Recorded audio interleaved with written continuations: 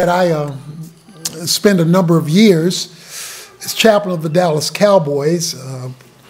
When my son, Jonathan Evans, who's a graduate of the seminary, finished his brief NFL career and then came and graduated from seminary, he took my place and is currently the chaplain for the team. He does the Bible studies for the team, does the chapels for the team, travels with the team, and carries on a great ministry with the players. All of you who know football and love football know that when there is a football game, three teams take the field.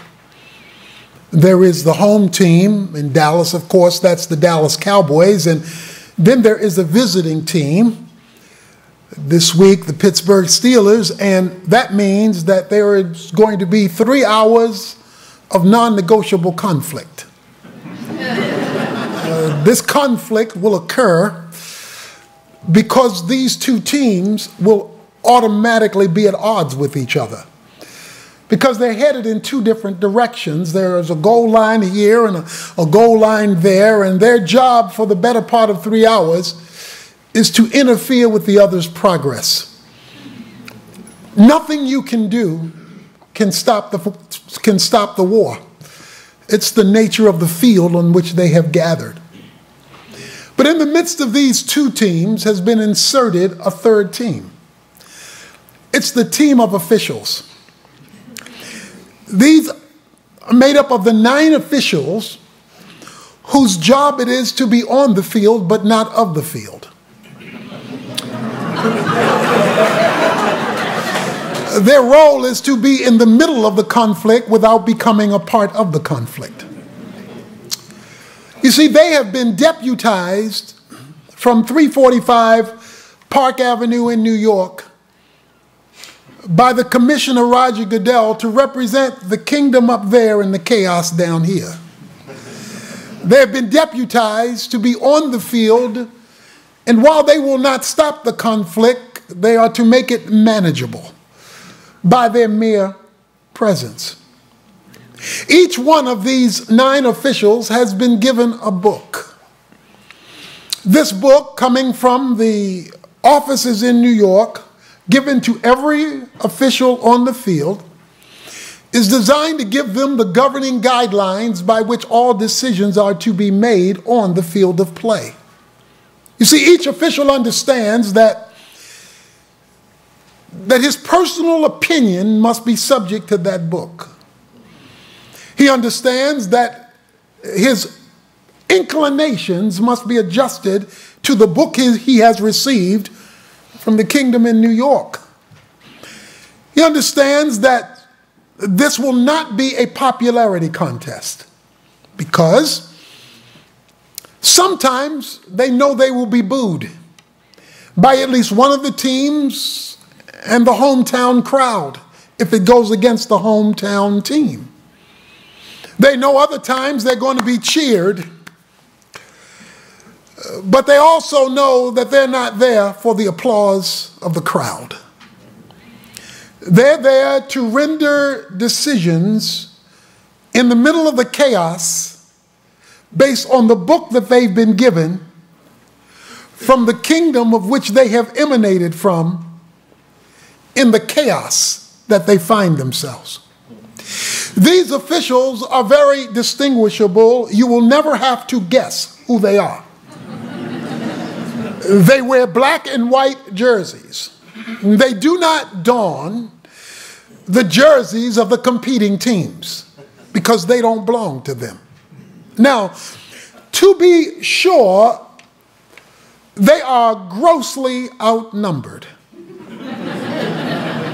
There are 53 players on each team. There is the coaching staff of each team. And then there are thousands of people in the stands. And there are just 9 of them. But they understand that even though the players are younger, stronger, and faster, and they are older, fatter, and slower, they clearly understand that while the players have power, they carry authority. because they have a yellow flag and a whistle. Oh, to be sure, the players can knock you down, the refs can put you out, because they carry kingdom authority. You need to understand that you and I are God's officiating crew in a world of conflict. There is cultural conflict, racial conflict, police and citizenry conflict. There is Democrat and Republican conflict. And the clashes just keep on coming. That is the world in which you live, raise a family, and do ministry. That is the world in which God has placed you and me. He's given each of us a book. It's the same rule book. And he intends for all the decisions on the field of play by his officiating crew to be consistent with that book. A few years ago, the NFL officials went on strike. They went on strike. They sent in replacement officials. There was chaos on the field because the replacement officials didn't know the book. And so they were giving their opinions rather than ruling by authority from above. If there's one thing that Dallas Seminary did for me above all else, was to give me a view of an inerrant document that carried with it kingdom authority. And you and I have to understand why you matter now, Christ be not come, more than ever before.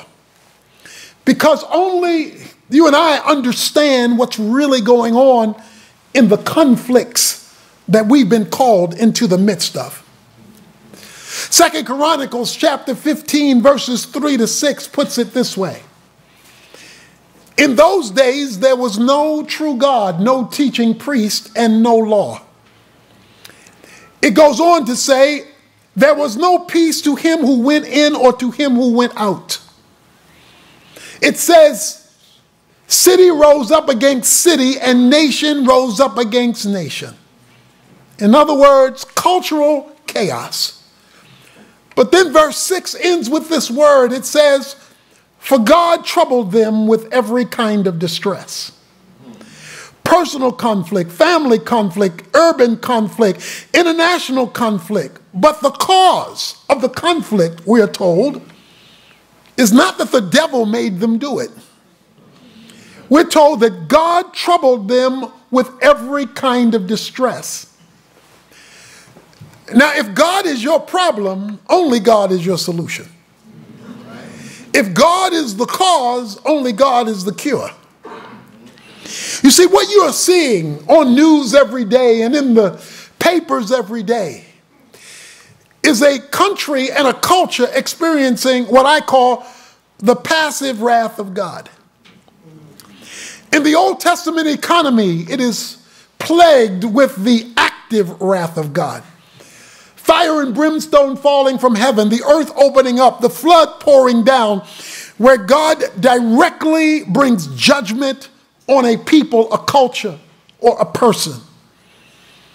But the death of Christ in history greatly adjusted how God could relate to the world. For through the death of Christ, 2 Corinthians 5 says that God reconciled the world to himself. And so the world got repostured by Christ's death so God could relate to it differently. So now what the world normally experiences is not the active wrath of God that we regularly see in the Old Testament, but the passive wrath of God described in Romans chapter 1, verses 24, 26, and 28, when God says, and he turned them over, and he turned them over, and he turned them over. That is, he abandoned them to experience life without him. What you are seeing today is what it looks like when a people have been abandoned by God. Because God has been put on the periphery of the life of the family, of the culture. Some time ago, my wife asked me to go to Walmart to get some things for her. And you have to understand, I hate anything with Mart in its name. If Mart is in its name, I'm not interested in it. But on this particular Saturday, she had too many other things to do. And so I agreed to go to Walmart to get what she needed. I wanted to be there as soon as the doors opened. I wanted to be the first one in and the first one out. When I got there, the rest of Dallas had beaten me there. The parking lot was jam-packed with cars. I'm wondering, how could all these people be here this early? I went in, got my goods, stood in this long line, trying to figure out, how could these people be here this early? Come to find out, this Walmart was having a store-wide sale.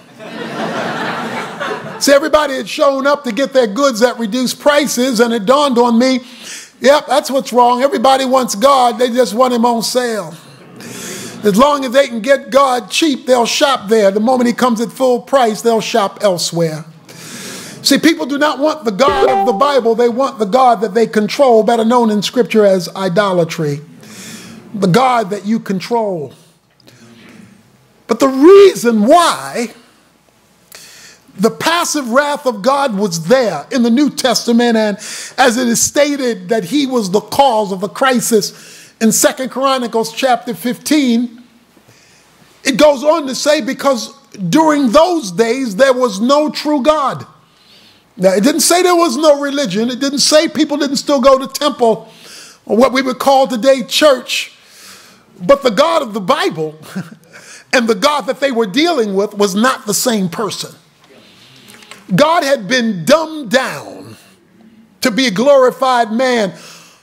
Homocracy had replaced theocracy. The rule of man had replaced the rule of God. The attempt to build culture and civilization, Babel, was now being erected in society. And so there was no true God while there was plenty of religion. It says the second thing that was wrong, that was really responsible for the first thing, verse 3 says, is that there was no teaching priest.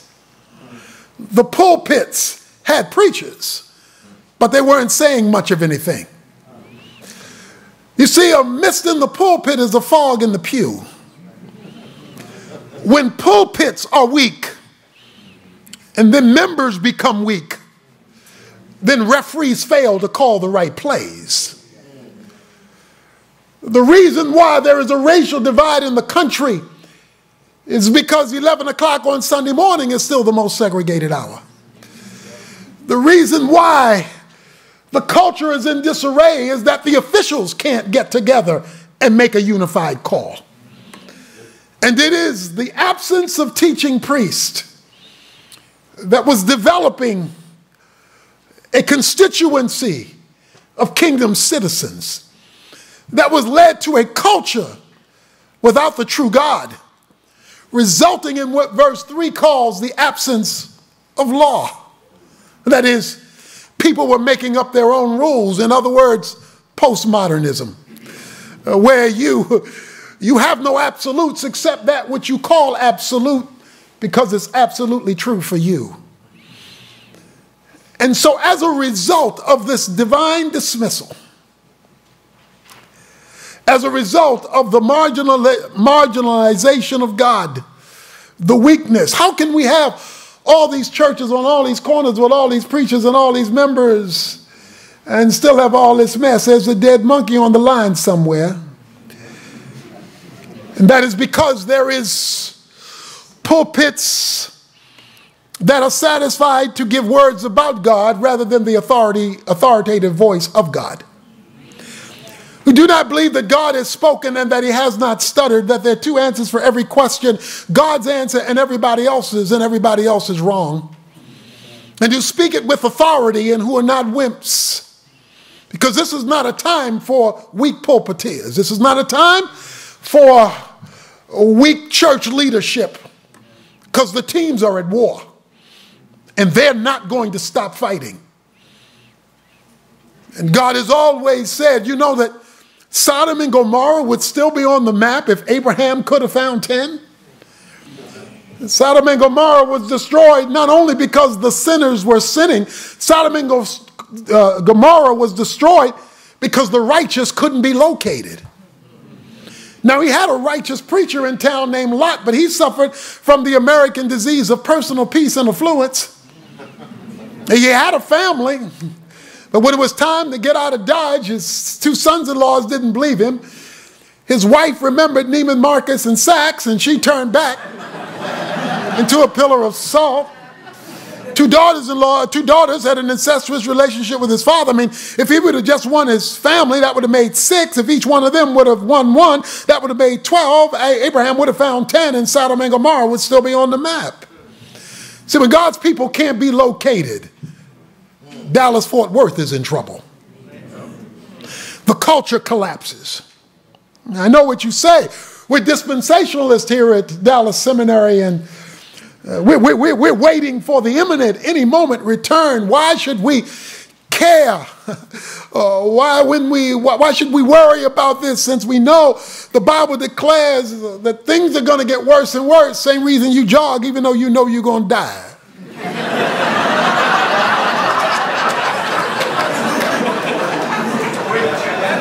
You don't use the reality of death as an excuse for inertia. No, that's why he says in verse 4, he says, in their distress, they called on him. In their distress, they called on him. That's the same statement that's made about what God caused in verse 6. In verse 6 it says, he caused distress. In verse 4 it says, in their distress, the thing he caused, they called on him. And he let them find him. He put them in a position that only he could fix. And the way it is now in our culture, in the redefinition of the family, in the taking of the lives of the unborn, in the racial strife, and you name the issue, God caused it. And when you understand God causes it, then you have to understand only God can fix it. And make no mistake about it, my brothers and sisters, God is not going to skip the church house to fix the White House. He's not going to bypass his people. Ephesians 3:10, God checks with the church before he deals with the principalities and the powers and the rulers. And until he discovers that the church is ready to act and rule on his behalf, then the culture deteriorates, because the referees are more interested in being popular than being principled. So this is not a time merely to just learn great theology, as foundationally important that is.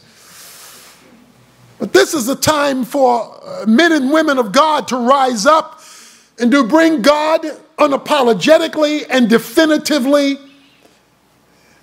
into the public square. This is not a time for secret agent Christians and spiritual CIA representatives. God is not looking for covert operatives. Everybody else is coming out the closet. You might as well come out too.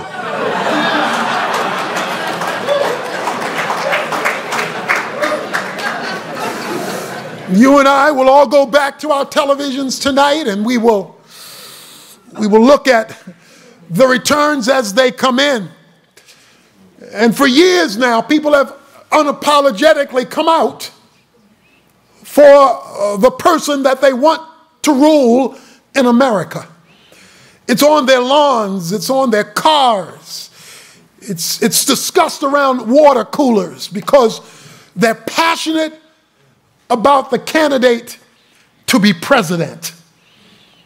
Unapologetically willing to risk scorn by the opposing team because they're committed to the one they believe in.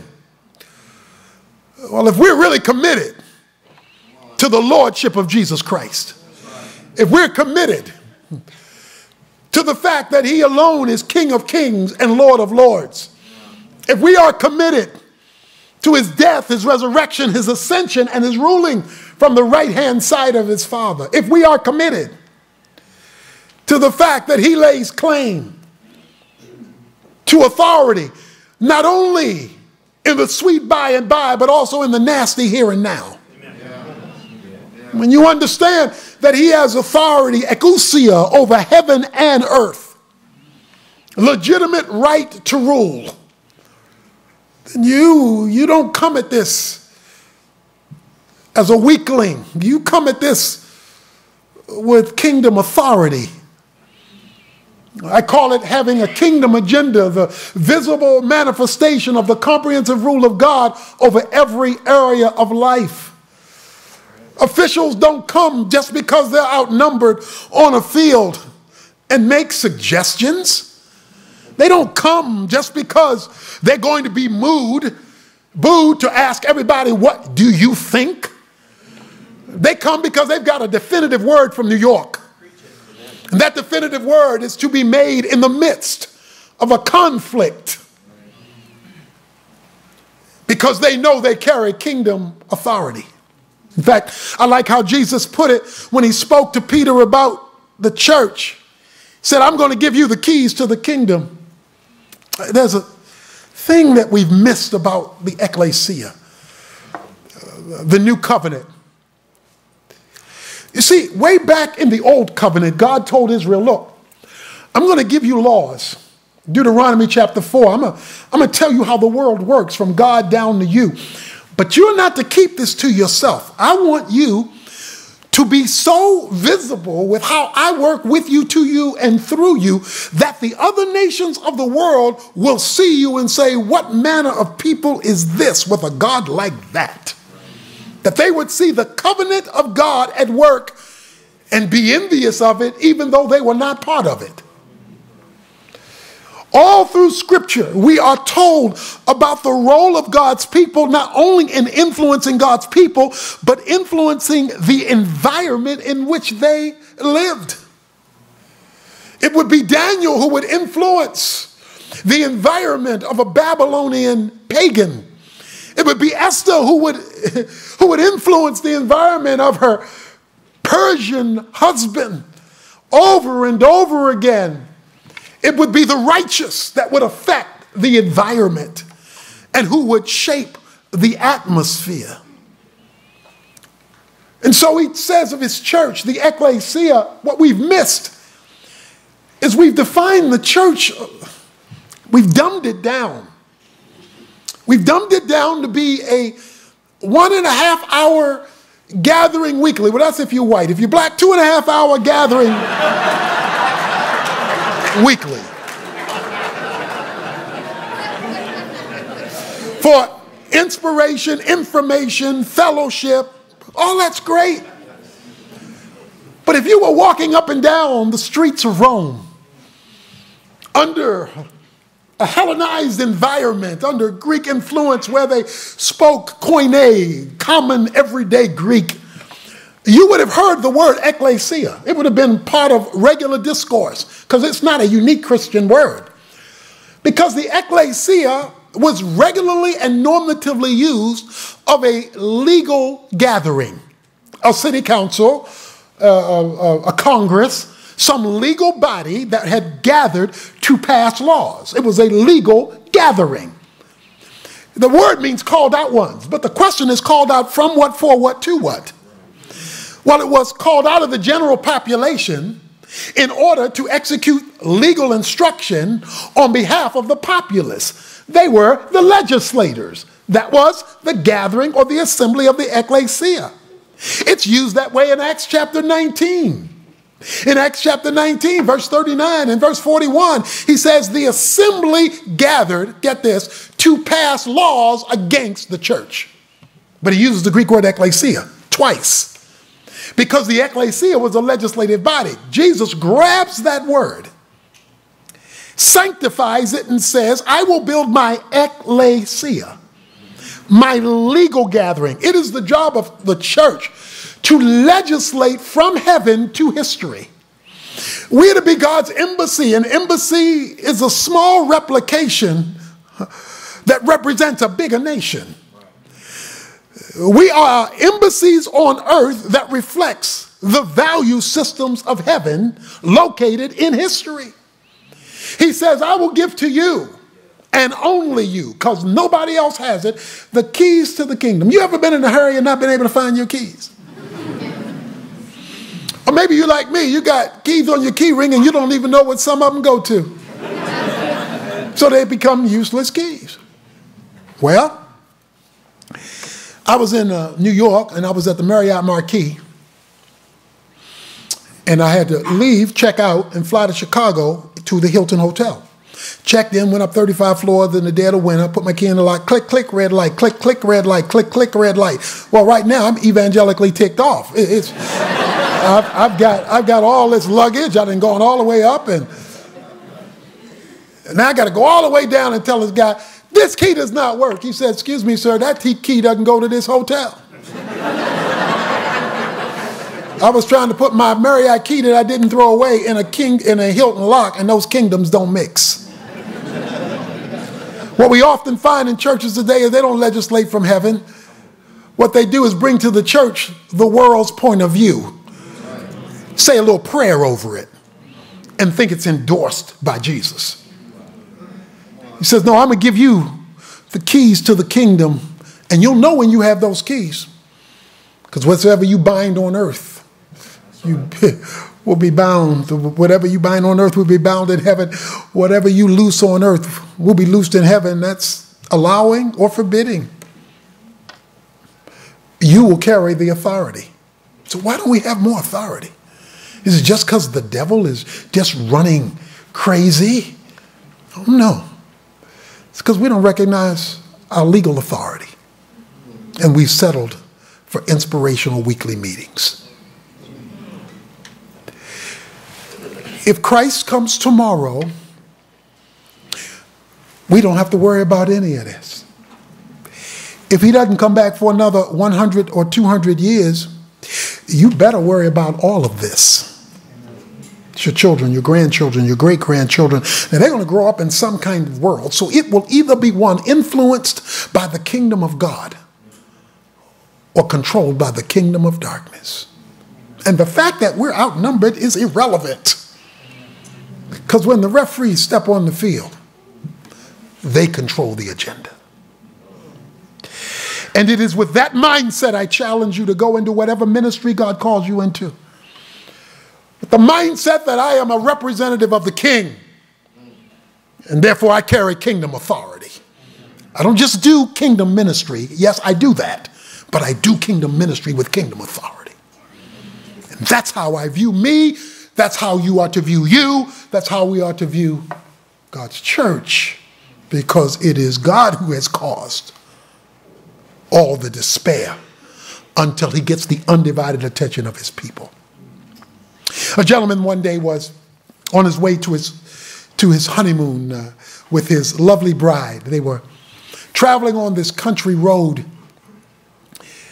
to their first evening together as a married couple. But it was a foggy evening. They were behind a truck, a fairly good-sized truck, and the husband wanted to pass the truck. They pulled out to pass the truck, but he didn't see the oncoming van. It would be a head-on collision. The collision was so hard that it popped his car and flipped it over, and both he and his wife were knocked unconscious. He came to first. He looked over to the passenger side and saw his wife, his brand new bride, gushing with blood. He knew he had to do something quickly because she would bleed out and die. But what could he do? He's on this country isolated road. But that's when he saw it. As fortune would have it, there was a sign on the hill right in front of him that said, Office of Dr. Bill Jones. How fortunate could it be that this catastrophe happened in front of a doctor's office? He quickly staggered around to the passenger side, opened the door, grabbed his bleeding bride, walked up the hill to the house, knocked on the door. An old man came to the door. The old man said, what can I do for you? He said, save her. She's dying. Please, please, save her. The old man looked at the young man holding his bleeding bride and said, I am so sorry. I stopped practicing years ago. To which the young man said, mister, you have two choices. Save her or take down your sign.